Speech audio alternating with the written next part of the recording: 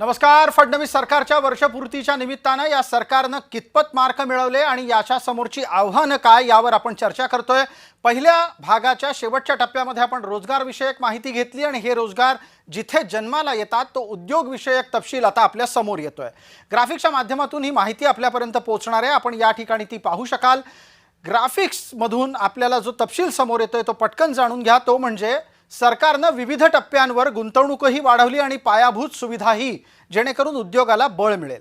आपण जर पाहिलं तर वाढवण बंदराची तपशिलाची माहिती होती, त्यानंतर याच्याच बरोबर आपल्या समोर शक्तिपीठ महामार्गाची ही माहिती आली. पण हे सगळं घडत असताना सरकार दमदारपणे उद्योग क्षेत्राच्या विकास वाढीसाठी पावलं टाकत होतं.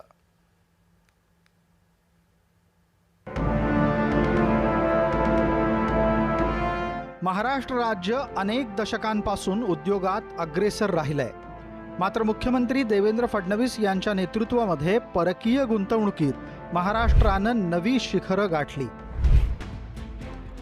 आर्थिक वर्ष 2024-25 मध्ये महाराष्ट्रात जवळपास $20 अब्ज अर्थात 1,80,000 कोटी रुपयांची गुंतवणूक आली. ऑटोमोबाईल, संरक्षण, इलेक्ट्रॉनिक्स, टेक्स्टाईल आणि अन्न प्रक्रिया या क्षेत्रांमध्ये राज्यात मोठी गुंतवणूक झाली आहे. त्याची कारणं सुद्धा सर्वश्रुत आहेत. त्यातलं सगळ्यात महत्त्वाचं कारण म्हणजे राज्य सरकारचं उद्योगस्नेही धोरण.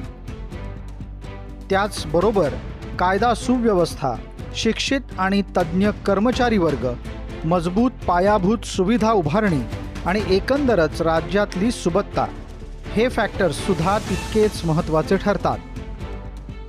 डिसेंबर 2024 मध्ये फडणवीसांनी मुख्यमंत्री पदाची शपथ घेतली आणि लगेचच म्हणजे त्यानंतरच्या जानेवारी महिन्यात ते दावोस इथं गेले.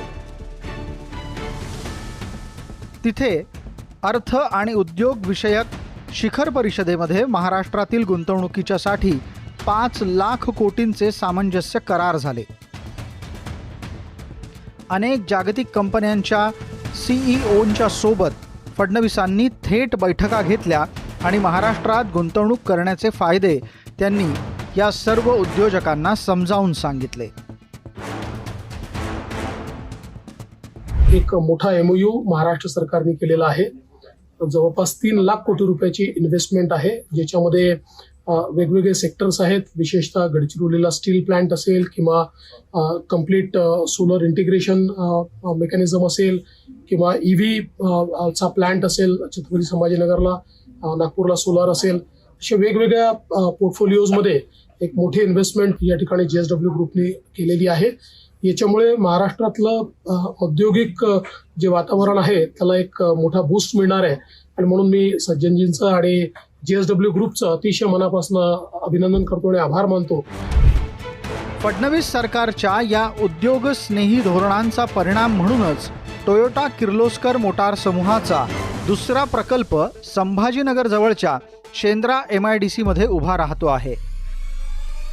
या प्रकल्पाच्यासाठी कर्नाटक, तेलंगणा, आंध्र प्रदेश यांसारखी अनेक राज्य प्रयत्नशील होती. मात्र टोयोटा किर्लोस्कर मोटार समूहानं व्यवस्थापकीय पद्धतीनं विचार करून निवड केली ती महाराष्ट्राची.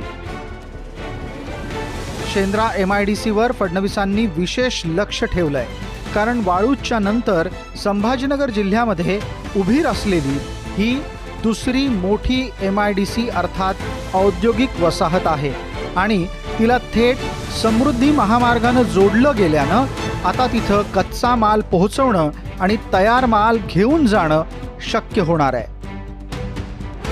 नवी मुंबईच्या शेजारी जी तिसरी मुंबई उभी राहतीये तिथेही जागतिक दर्जाचे डेटा सेंटर्स उभे राहत आहेत. एकंदरीतच महाराष्ट्राला उद्योग क्षेत्रामध्ये अधिक पुढे नेण्यासाठी आणि त्यानिमित्तानं राज्याचा परिणामकारक विकास साधण्यासाठी मुख्यमंत्री फडणवीसांनी विशेष लक्ष दिलंय, हे महत्त्वाचं. ब्युरो रिपोर्ट, जय महाराष्ट्र न्यूज.